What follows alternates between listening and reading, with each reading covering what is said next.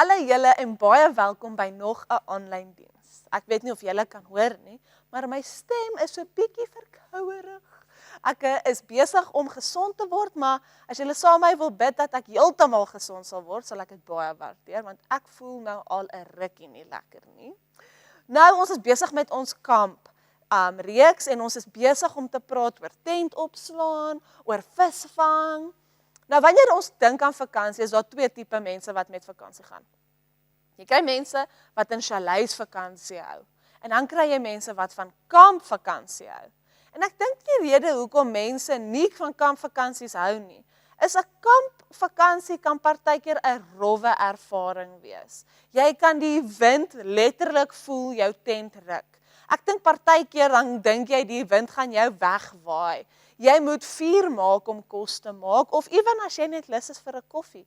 Jy moet eers die vuur aansteek. Ek weet jy kry nou vakansie of kampeerders, wat nou baie gadgets het, soos gas of wat ook al. Maar ek dink dit is nog steeds, jy moet die ketel buite jou huis, buite jou tent, gaan warm maak en aansit. En jou ontbyt en al jou kos word gewoonlik bo-oor vuur gemaak.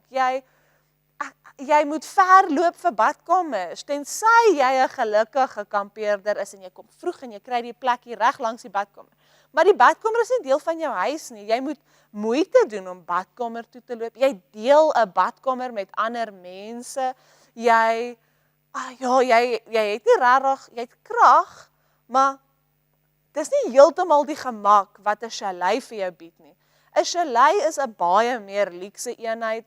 Dit is gewoonlik baie gemakliker, alles is bymekaar, jy hoef nêrens ver te loop of hard te werk vir iets nie, dit is net daar, dit is regtig net lekker en gemaklik. As jy gaan kamp, dan slaap jy nie eers in jou lekker warm bed van die huis nie, jy slaap in 'n slaapsak, en as jy fancy is, op 'n stretcher of 'n opblaasmatras.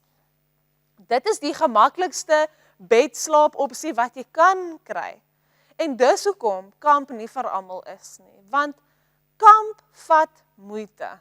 Ons moet moeite doen wanneer ons gaan kamp, maar dis ook die lekkerste tipe rus, want jy's heeltemal buite jou gewone roetine. So wanneer ons kamp, vat dit opoffering om nie dalk in die gemaklikste van kondisies te wees nie, maar dit vat nie die lekker weg van kamp nie. En dit is dieselfde wanneer ons Jesus volg. Om Jesus te volg, vat opoffering. Baie mense toe Jesus op aarde was, het gedink, hulle wil die Here volg, hulle wil Jesus volg, hulle wil deel wees van sy volgers en sy disippels. Maar baie min het gehad wat dit vat om 'n voluit volger van Jesus te wees. Baie mense het later besef dat dit vat opoffering om Jesus te volg. En ek lees vir julle vandag in Matteus 8 vers 20. Maar Jesus het vir hom gesê: die jakkalse het gate en die voëls het neste, maar ek, die seun van die mens, het geen tuiste waar ek my kop kan neerlê nie. Een van sy ander disippels het vir hom gesê: Here, U sal my moet toelaat om eers terug te gaan en my pa te begrawe. Maar Jesus het vir hom gesê: nee, jy moet my nou volg. Laat die geestelike dooies maar na mekaar omsien. Hierdie is een van baie Bybelstukke waar ons lees waar Jesus mense vra om op te offer. Hy vra hierso die man om op te offer, om sy pa te gaan begrawe, om eerder Jesus te volg. Nou, jy hoef nie te bekommer nie. Jesus vra nie van jou en my om ons ouers op te offer nie. Hy het jou ma en jou pa gegee om vir jou te sorg. Hy vra nie dat ons ouerhuis moet los en uit die huis uit trek en op die straat alleen gaan wees nie. Dis nie wat Jesus hierso vra nie. Maar wat Jesus hierso vir ons wys, is dit vat opoffering om 'n voluit volger van hom te wees. Baie mense hou nie van hierdie verse waar Jesus sê, offer iets op om my te volg nie. Dis 'n baie moeilike konsep vir ons om te verstaan. Maar hier is iets wat ek vir julle kan vertel. Jesus het sy troon in die hemel opgeoffer om aarde toe te kom, sodat hy op die kruis kan doodgaan vir jou en my sondes. Hy het nie sondes gehad nie, hy was volmaak. Hy het 'n troon in die hemel, hy sit aan die regterhand van die Here, hy het dit gemaklik, hy het dit lekker, daar is geen sonde in die hemel nie. En Jesus offer al daai op, om aarde toe te kom, om vir jou en my se sondes te sterf, om vir jou en my te wys wat dit vat om die Here te volg, wat dit vat om die Here voluit te volg. En dit is wat ek en jy moet raak sien. Is partykeer gaan dit opoffering vat. Dit gaan partykeer vat van jou en my om nee te sê vir iets wat ons ja voor wil sê. Dit gaan partykeer van jou en my vat om eerder stil te bly wanneer ons wil terugpraat. Jy weet, wanneer jou ma of jou maatjie ietsie lelik sê en jy wil net vir hulle wys of jy wil net backchat vir jou ouers.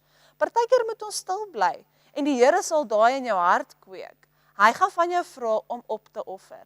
Of in plaas van om vir iemand te sê jy is reg en hulle is verkeerd, of om dit in te vryf, of om hardop te sê hoe hulle gecheat het, of om hardop te sê hoe hulle verkeerd is en jy's die beste en die slimste en die mooiste en jy's die sterkste atleet en jy's die vinnigste atleet. Partykeer gaan die Here van jou vra om dit op te offer, want dit gaan nie oor wat ek en jy bereik nie, maar dit gaan oor dit wat die Here deur ons bereik. En die Here vra ek en jy moet partykeer opoffer. So hierdie week, luister mooi na die Heilige Gees wanneer jy iets moet opoffer.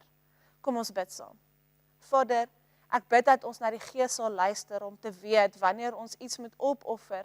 Al beteken dit ons hou nie daarvan nie, al moet ons iets opoffer wat ons baie graag wil hê, bid ek dat ons gehoorsaam sal wees aan die Heilige Gees.